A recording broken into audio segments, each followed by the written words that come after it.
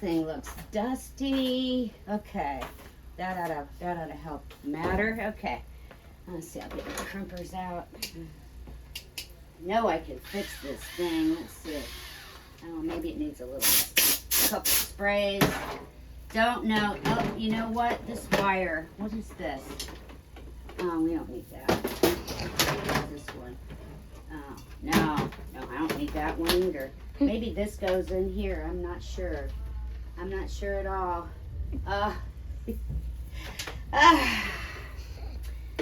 Someday I'll get this thing to work. I just know. Oh, here, this is a handy gadget. What's this for? Okay, yeah, that'll work too. Welcome to the Gold Mines Podcast. Today, our guest is Don Shadrake, VP and CIO of the Reserves Network. Don Shadrake has been a technical support professional for over 40 years in Greater Cleveland, which predates the first commercial IBM PC. Yes, that's what I said, IBM PC. Rumors to the contrary, he was not present at the discovery of fire or the invention of the wheel. He currently serves as Vice President, Chief Information Officer of the Reserves Network, and heads the Focus Group, TRN's technology division. Now, what would we do without you, Shad? I don't know. Don remains hopeful that he'll be able to travel in space one day, drive a hover car, and teleport between two cities someday. Me too. So, meanwhile, the changing face of technology presents new challenges and opportunities daily. Now, Don, he graduated with honors from Cleveland State University in 1988, and he has worked in the information technology field since 1984. Married for over 43 years to Michelle, and Don has 4 grown children and likes to travel when time allows. So welcome to the Gold Mines Podcast, Don. Thanks. So I'm going to start off with asking you a few little questions, and I'm sure you have some great answers here, but how has information technology changed in the last 40 years? I think the biggest thing is that everything has gotten so mobile to where you can basically reach the internet and reach information from tiny little devices we carry around in our pockets 24/7 everywhere we go.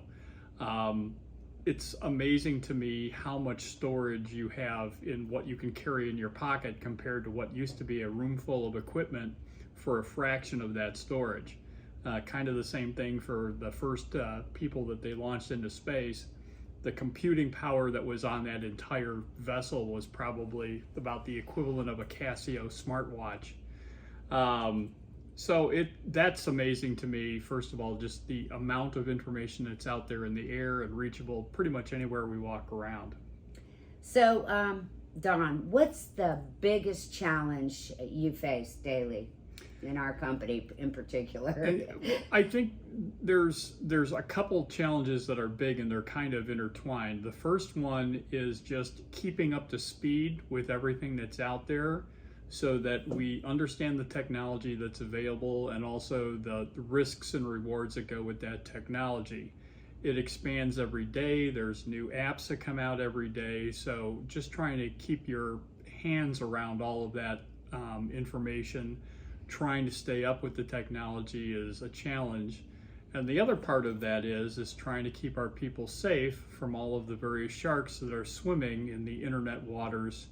That industry has also blossomed enormously over the last 20 years to where there are now entire boiler rooms of people that are spending all of their time trying to mine information from people, capture their identities, steal credit cards, steal money, all those kinds of things. It's become a gigantic worldwide enterprise. And of course, battling against that is just a 24/7 job for us as well. So, Don, your team's been together for over 16 years. Isn't that kind of unusual for IT? Very much so. IT tends to be traditionally a high turnover type of field. I'm super appreciative for the people that I have on my team. We've been together a long time. We kind of can finish each other's sentences at this point. There's no way we could support the number of people that we have in the field with this tiny little team if it wasn't for having a great team together. So what's a typical day like for you guys? I'd be curious to know that. I don't know that there's a typical day. So most of our days are centered around basically resolving help desk tickets. But then, of course, all of that gets interrupted by any kind of project work that we're doing, any kind of panic calls that we get from the field, things like internet outages, personnel issues. Somebody basically crashes a computer and they have to get something done in a hot second to basically meet a client commitment.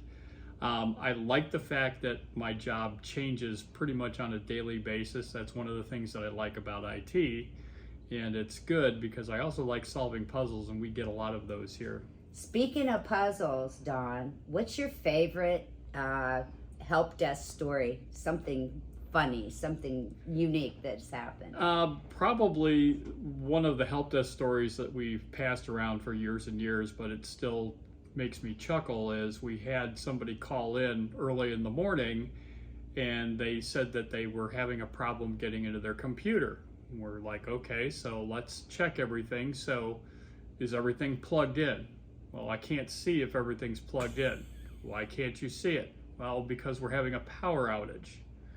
Okay, so I think we know what the problem might be. You have to have electricity.